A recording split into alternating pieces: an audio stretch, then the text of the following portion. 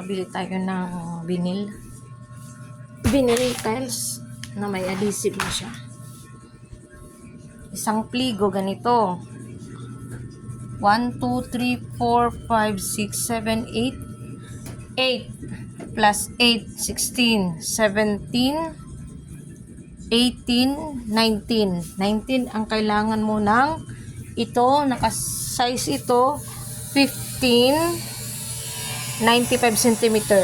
Tapos ang isang pligo ay mayroong 205 cm or 89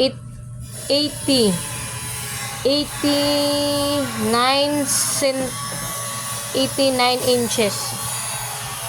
Yan. Isang pligo yan.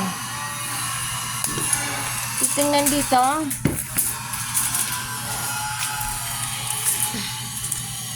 Pag bibili ka ng vinyl at ganyan po ha.